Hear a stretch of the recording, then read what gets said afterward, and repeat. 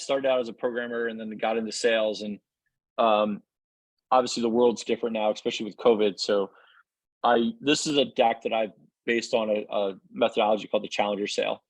And it talks about how a client, like has challenges, and I just want to uncover those challenges. So this isn't a deck that I typically give anymore. It's just the method that I go through. So for any social sellers, when you're early on your journey, you may want to use a slide deck. I don't typically do this, but this gives you some guidance of how I follow the conversation. So the initial idea about social selling is that everyone's going to buy from you eventually, but it's all about education. People aren't looking for you to hard sell them on LinkedIn and connect with them and pitch them. So what I want to do when I meet with a client is understand where they're at, and I give them some ideas to further the conversation. So a lot of times if you just open-ended question with someone, they don't really give you what you want. So what I try to do is give them some examples, right? So challenges you may face today. And this is really geared towards every potential role that you have, whether it's the CFO that you're talking to, the CTO, the CEO. And I give them some positive things that they're trying to do, like increase profits, but I also give them some other things. Maybe they're trying to reduce churn. And on each of these slides, I'll ask you, what resonates with you in your specific role. And that's how I start doing my discovery. So in my world, I'm generally going to be brought in because they're having some sales issues. So your deck may be different. But from a sales perspective, LinkedIn is the way to go. Most B2B companies and decision makers are on LinkedIn. They're looking to be educated. They're looking either get another job, but for the most part, they're looking to be educated.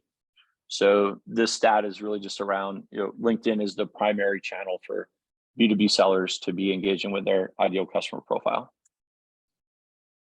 And then this becomes really interesting when you're presenting this to your clients, because now they can tell you what their top challenges is. And this is based on a study.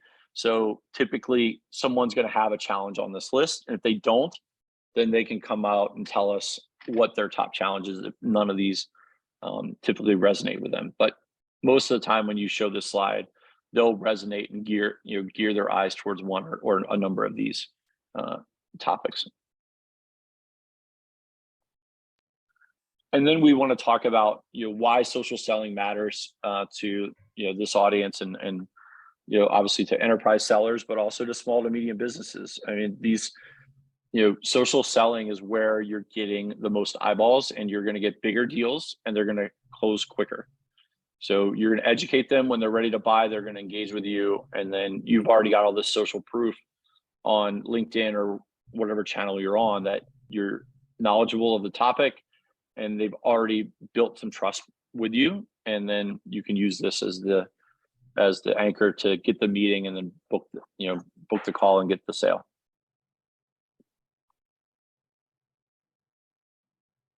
And in the challenger sale model, once we go through that and we all collectively agree that social selling is important, then we talk about the solution. And I use the Agoge sequence. There's some other ones that I've been playing around, but the general idea is that you don't know where your customer is and how to engage with them.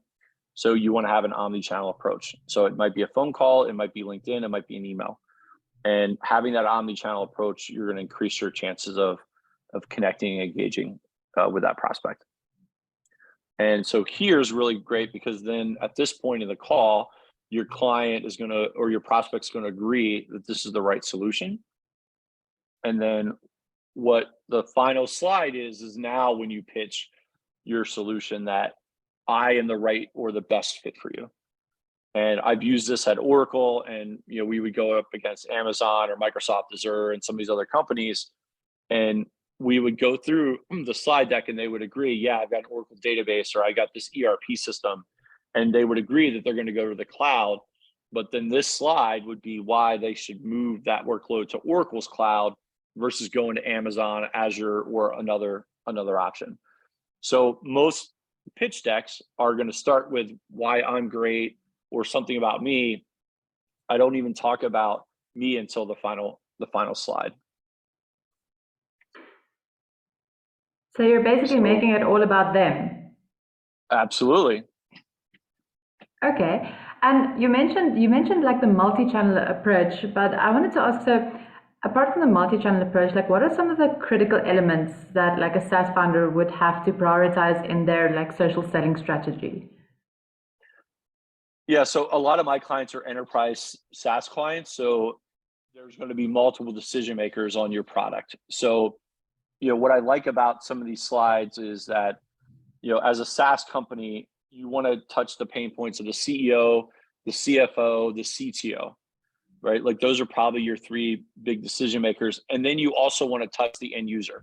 So the great thing about social selling, is you can go out to every end user and say, hey, go download my product, go try my product, or here's some educational material about my product.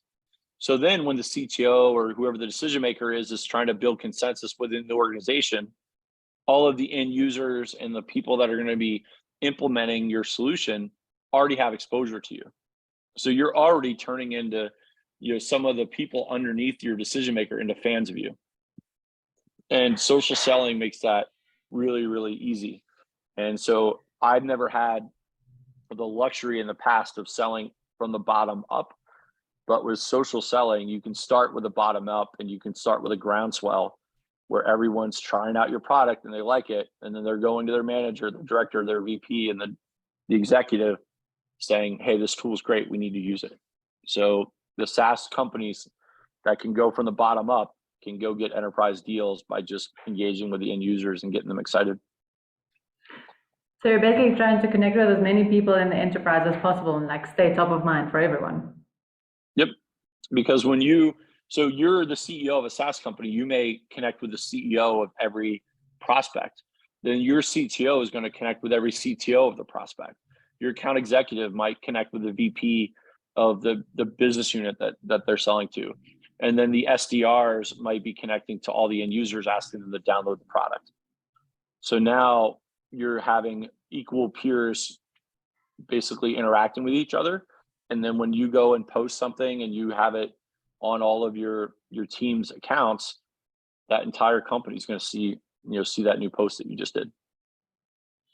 So it's kind of like reaching one partner goes out to the web of everyone that's connected. That's pretty cool.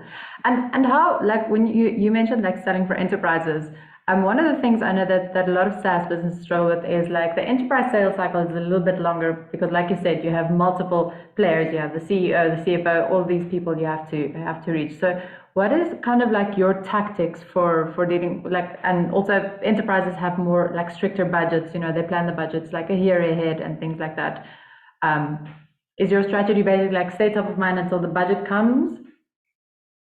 Yeah, so I try to identify every influencer to the decision, and then I try to see if that person's positive, negative, or neutral, right? So the idea is that you focus on the people that are going to champion you, and depending on your product and the value that you can show, even in this economy, if you have the right business value, the C-level people can change things around depending on obviously the size of the deal and stuff like that. So what I try to do is show value at the right level. The four questions I ask is, what's important to you personally, your role, your organization, it could be like your department or your company, and then our relationship.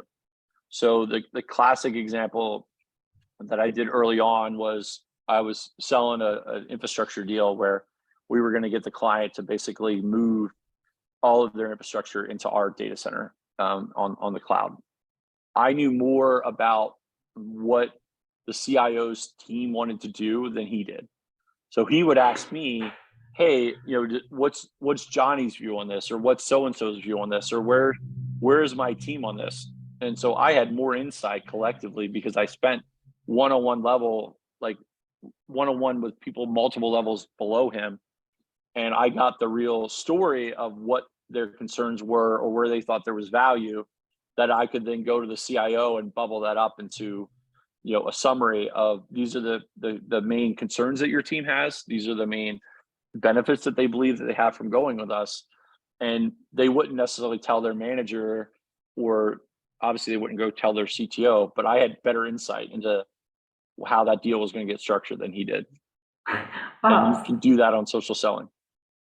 Wow, that's insane. So basically, you were telling the people like this is what your team wants, what your Yep. team Because he needs. was like, what's my concerns? And I'm like, this is your networking guy is concerned about this. So we're going to have to come up with a plan to do that, or he's not going to sign off on it. And when you do that, you get 6-7 figure deals because the CIO is looking at you as a strategic advisor, a trusted advisor, because the feedback that he's going to get from his team is, yeah, whatever you want, boss, you're the boss. But they'll go to me and say, well, yeah, I don't think this is going to work. Think about the solution differently because this is my concern, and I can keep that feedback confidential, but then roll it up and be able to express that to the decision maker directly. That's a solid strategy. Strategy. I like it. And I wanted to jump over to another question we got in. Someone said, how can you effectively identify and engage like your target audience on social media platforms and drive more leads? So the easiest way, there's a tool called Sales Navigator. So you can go in there, and I don't know if we want to get a little bit nuts, but I can share some of what I'm doing. Right. So we've got all these individual people that we're talking to, but the way we do it is through Sales Navigator. And ultimately you can go into different fields like lead filters, and you can identify, obviously if they're connected to you, but are they in the US? Is your audience somewhere else? Is it specific states? Right? Are they certain years of experience? Right? Some of your clients might want to do that. And then all of these different fields are going to drive who your ICP is. But the powerful stuff, besides the normal stuff that you expect, is you want to see people that are actively engaged on LinkedIn, right? So you've got, maybe they changed a job, maybe they posted. And if they're not posting, maybe you just send them an email because they're not on LinkedIn anyway, right? So now you can really understand who's on LinkedIn. And then what's really cool, which is recent that I've been playing around with. So in my world, right? So infrastructure, who's looking at cloud, right? So if you're a software as a service vendor, all of this intent data for the most part is software. So you want to know, if you're a lead generation software company, you have a SaaS solution, who's looking at lead generation software? Almost 90%, and I've literally gone through the alphabet on this. So 90% of everyone in this list of intent data is software related.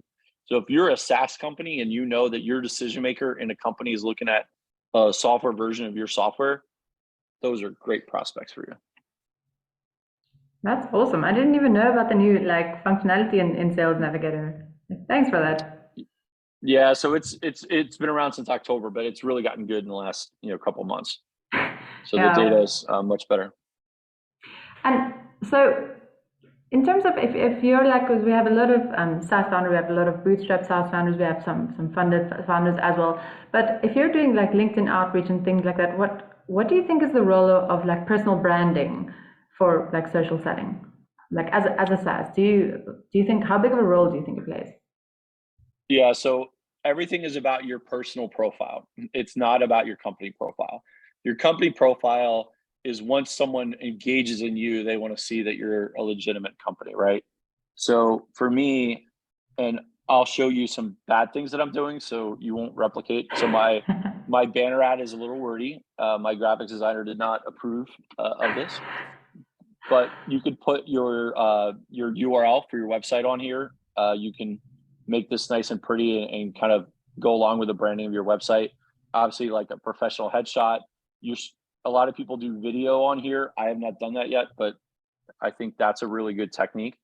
And then all of this is not a resume. It's about the value that I bring, my company brings, all of those things. So again, this is a little wordy, but this is really to drive search engine optimization. So I know the keywords that my ideal customer profile is searching, and I want to put that in here because this is the most valuable real estate from an SEO perspective. And then I've got tailored things up here that I want my clients to know about. So a lot of these are educational, they're not really salesy, but I've got my challenger sale. So my methodology that I use is up here. some insights on how you can do modern selling.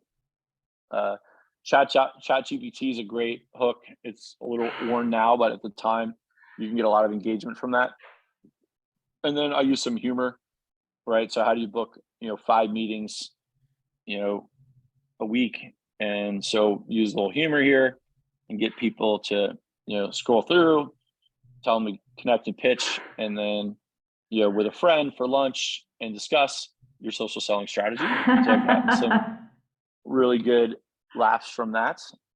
Nice. And then this is the thing that I'm doing recently.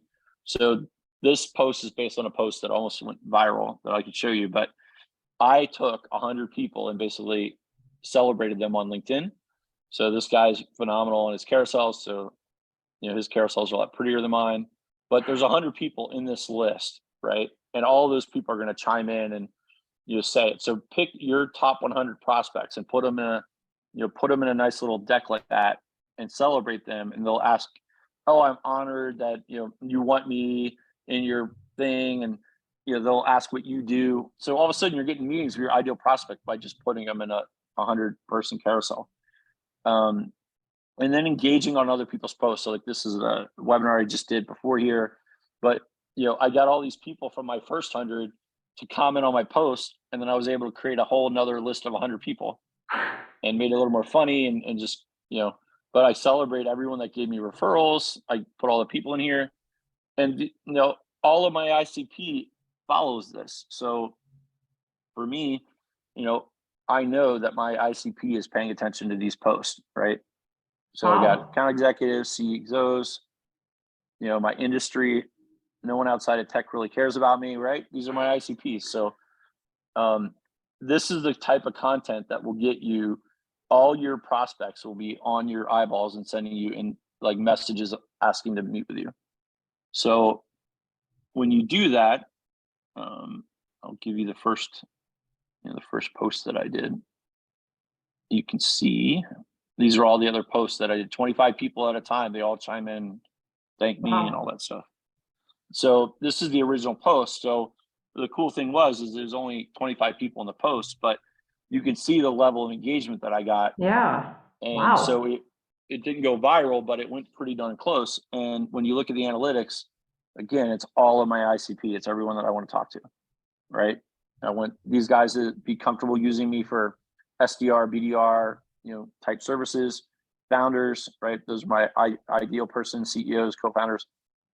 So that's what I do. And when you look at it over a year, that's basically the only people on LinkedIn that pay attention to me, other than if my mom had LinkedIn, she might. But you've got, Microsoft, Salesforce, like Amazon, Microsoft gives market development funds to companies to pay me to do stuff for them. So these are the people that I want all over my profile.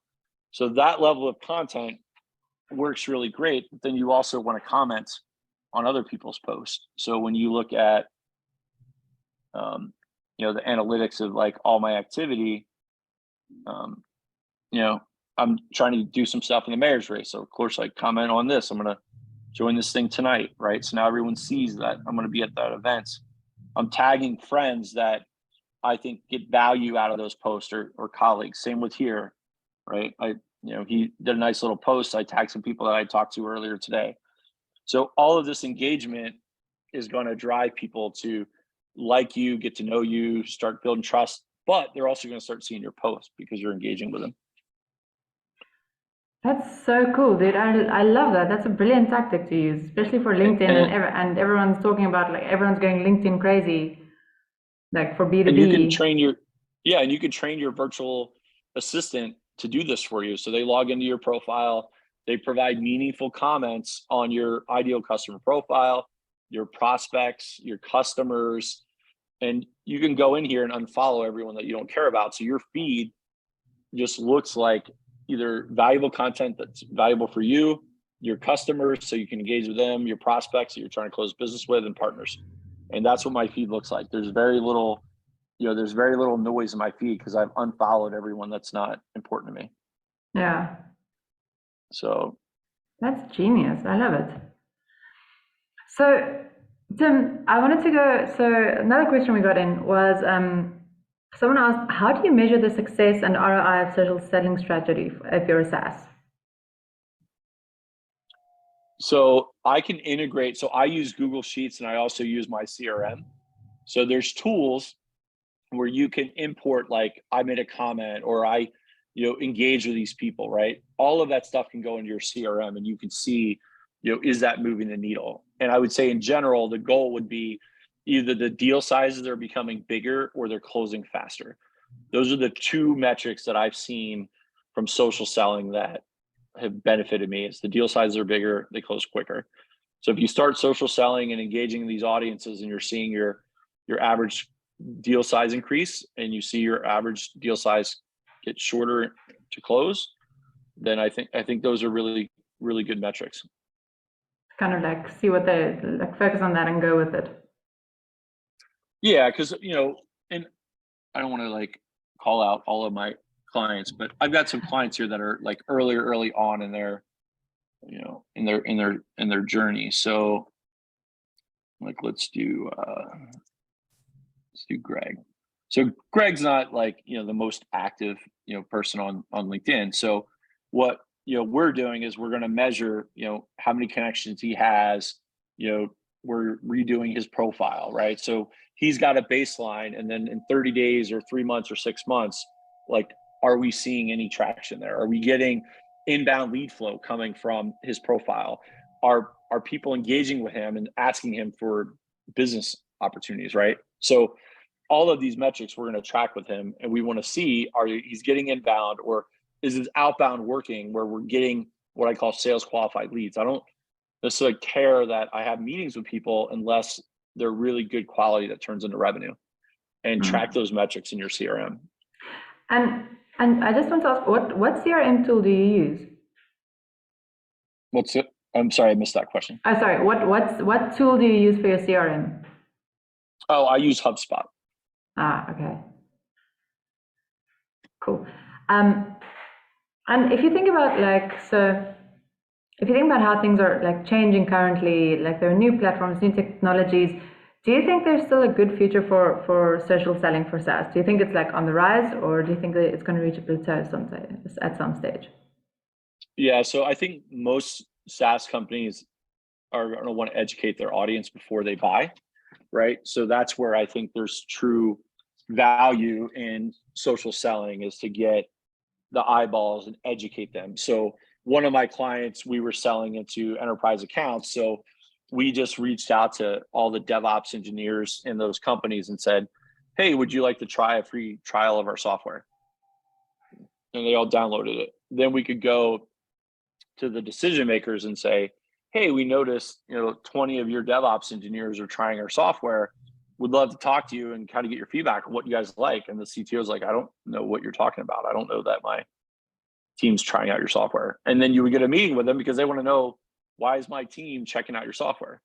But in the DevOps world, those are the guys that know all the latest, greatest tools.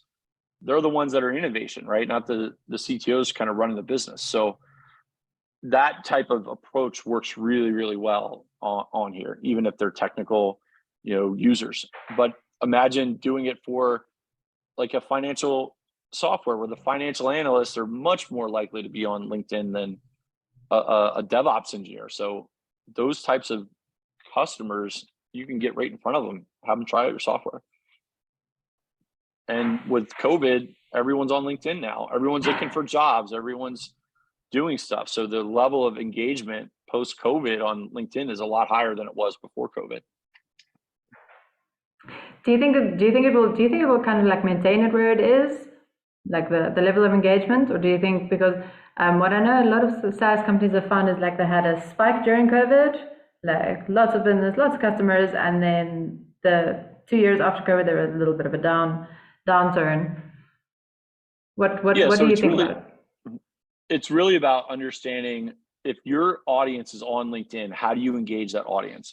If those people aren't on LinkedIn, maybe they're on email, or you have to, physically cold call them, or they're at a conference. The people that are on LinkedIn, your best way to engage them is going to be on LinkedIn. If they're not active on LinkedIn, you just need to figure out where they are. So a lot of our clients go to the Amazon show and we do digital banner ads and we try to drive engagement at the show because a lot of engineers don't really care about LinkedIn unless they're looking for work, right? So, but the audience of your ICP that's on LinkedIn, yeah, you should definitely engage them on LinkedIn and then find out who's not on LinkedIn and engage them where they are and meet them where they're at. Yeah, go to the customers. Yeah, because there's a SaaS group on Facebook. It's called SaaS Growth Hacks. Yeah. For whatever reason, it's like the number one Facebook group. I didn't know about it until a couple months ago, but you get some pretty legendary people on there, and I would have never thought going B2B there would be value in going into a Facebook group. But a lot of those guys are developers, and they get value out of that group. They're not on LinkedIn, so I have to go to that group to get those people and meet them there. So now I'm on Facebook.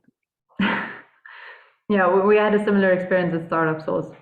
But we actually got the previous owner, Aaron Kroll, gave a talk for us a while back, and also pretty cool. Like I said, you don't know about Facebook until you go there and you see like there's a whole bunch of people, there's a whole group. Yep. So that's where. Sorry. Oh, good. No, please. Yeah, so that's where I think another area that I found is like there's WhatsApp groups. There's Slack channels. So like for anyone that's a salesperson, there's a group called RevGenius. I spend most of my time in the RevGenius Slack channel about software tools. And that's where I find a lot of value for me. So if someone's going to try to sell me a tool, if I don't see it in that group, I probably won't pay attention to it. So like, that's a great group. If that's your market is I'm a RevOps tool, be in the RevGenius software channel, because people looking to make buying decisions are in that Slack channel. That's a great tip. Thanks, Tim. Last question I wanted to ask you. So you've been doing this for a while now. You've got some experience, especially with enterprise and so on. So what are some of the common mistakes that you see SaaS companies make when they're implementing social selling strategies, and how do you think they can be avoided? So I think the common, and this is across all of my technology clients, is your intention is right that you want to sell them and turn them into a customer, but connecting with someone and immediately pitching to them has a very, very low chance of success. And once you turn off the buyer, it's very hard to turn them into a customer. So what I try to do is lead with value. I try to connect with you and give you some valuable thing, right? And then when they're ready to buy or you start a conversation, ask probing questions, like get to know them as a person, get to know their business, get to know the challenges that they're having, and if you can help solve it. And a lot of times I offer free advice, knowing that my clients aren't going to be able to implement it or don't want to implement it anyway. All I'm doing is trying to offer advice that shows them that I know how to solve the problem. And then you want them, just similar to like my pitch deck, you want them to say, great, I get it. You, Mr. SaaS CEO, can solve my problem and you understand the solution. Now, all you have to do is convince them that you're the right solution for them, but help them solve their problem first. And then it's a lot easier for you to earn the right to ask for their business once you've solved the problem for them. And so your posting strategy should be around education or celebrating people. Like these people that I've posted 100 times, like I've had all kinds of comments around, like I've never been honored before, or this is great, my follower counts increased. Like there's so much gratitude. I've earned the right to have conversations and meet with these guys. Like people that I would never walk up into a street and they would ever pay attention to me are giving me their social sales classes for free. They're giving me their books that they haven't even published yet. They're like, I want you to read the manuscript and see what you think about it. So I'm getting thousands of dollars of free sales stuff because I put one person's picture on one slide out of 100. And now I have all their courseware. So it's like the level of value that you give, multiples of value in return. And that's where I think SaaS companies can nail LinkedIn, because most of us suck at LinkedIn. So it's not like you have a huge line of competitors that are good at social selling that you're gonna have to compete with. Wow. Those are some really great tips you gave them. And I'm especially impressed by your LinkedIn strategy and what you've said, like give value. And I think you're the first person I said to say give value by honoring people. And I think that's such a wholesome thing to do, because it's such a humane, like a human thing to do. There's like you said, your VAs can like engage on posts and write meaningful posts, but honoring someone, I think it just takes it to the next level. So Tim, I wanted to ask, if our members wanted to get into contact with you, how would they go about that? Do you have So I would say that the easiest way is my LinkedIn profile. So that's the easiest way. But there's also, you know, if you look at my contact information, so I'll put this on the screen.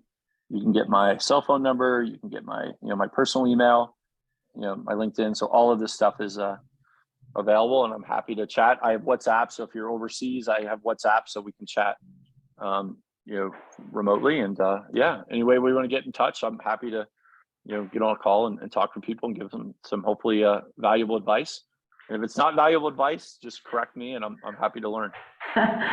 Awesome. Thanks, Tim. And you said your preferred method is LinkedIn, though, just like LinkedIn connection request. A lot of like, yeah, you can send me an email, you can text me, but I just think there's a lot of value that I try to put on here to give people some, like this example. I mean, if you really want to up your game on LinkedIn, I mean, following these 100 people is just amazing. So, you know, like this guy does carousels, AI, that's amazing. This guy in e-commerce, he was one of the first 10 sellers on Amazon. So following, and he's got a whole group involved in. Sam is like one of the content legends from LinkedIn who has her own company now. So I mean, there's so much value in this group. This guy, if you're a enterprise tech seller, you know, Carson does great stuff. So, and this, you know, I could go on. Everybody in this list has been awesome. So if you want to get value from me, I'm happy to share it, but I stole it from, you know, that 100 people. So I just kind of summarized it. So, but yeah, I'm happy to connect. Send me an email, text, or you know, get on my LinkedIn. Awesome. Tim, thanks so much for doing this, and thanks so much for the talk. That was really great. You gave some really great insight.